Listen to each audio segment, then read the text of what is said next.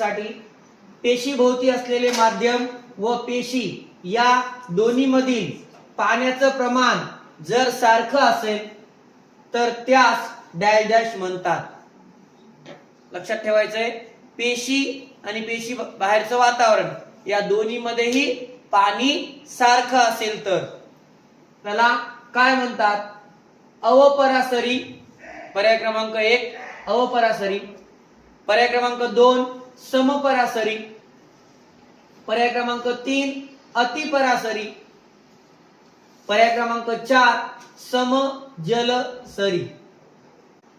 आजचा शेवटचा प्रश्न वर्ग 8वी साठी, पेशी पटल व केंद्र यांच्यामधील तरल पदार्थाला डॅश डॅश म्हणतात। प्रश्न पुन्हा, पेशी पटल व केंद्र यांच्यामधील तरल पदार्थाला डॅश डॅश म्हणतात। तर याचं उत्तर 4 पर्याय आहेत। 1 पेशी द्रव्यज, 2 पेशी द्राव्य, 3 पेशी द्रव्य, 4 पेशी रस। योग्य आणि अचूक पर्याय कमेंट करायचा आहे आणि बक्षीस जिंकायचे आहे।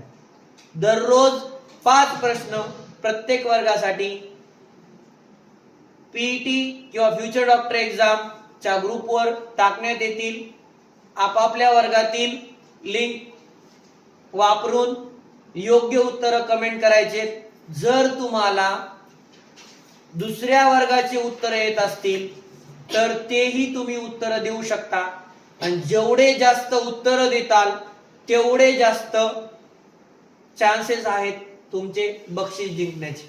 त्यामुळं कमेंट मध्ये कोणत्याही वर्गाचे असो उत्तर देण्याचा प्रयत्न करा। तुम्ही जेवढे जास्त विज्ञानचे उत्तर देताल तेवढे जास्त तुमचे चान्सेस आहेत बक्षीस जिंकण्याचे। धन्यवाद।